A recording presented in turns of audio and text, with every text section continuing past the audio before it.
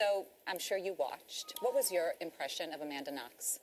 My impression was that this was a young girl who, after 4 years of being incarcerated for a crime she didn't commit, was sort of letting it out a little bit.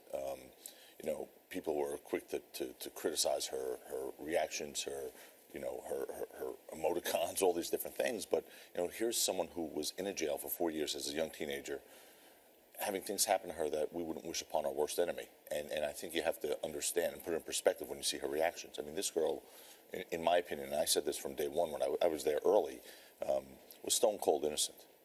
And you mentioned letting it out. That's one of the things that she's kind of criticized for, is her lack of emotion and her demeanor, the way in which she carries herself. Do you think that this is just going to be, more opportunity for fodder, as she was pretty stone cold? Well, again, she was pretty stone cold, but not one of us has spent a day in jail for something we didn't do. Imagine spending 4 years, 4 formative years, by the way. Her life is forever tainted by this. She'll never be the same. She doesn't get those 4 years back.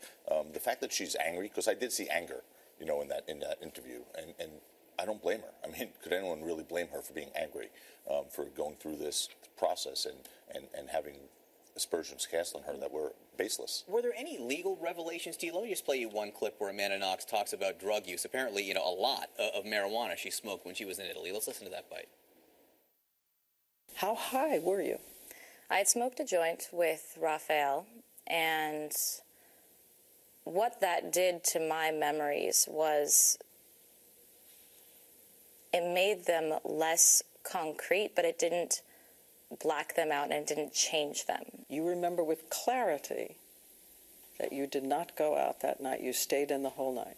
We stayed in the whole night. Again, what most people were looking for was the body language. There was a look on her face, how she sounded. But were there any legal revelations here, like the pot use? Absolutely not. I mean, this is all known. I mean, to me, the revelations were some of the things that happened to her while she was in jail. I mean, to be told falsely that she had AIDS by a doctor, to then create this reaction on her part. But, anyone who looks at me, and I've had this discussion with people and said, well, she's guilty. We know she's guilty.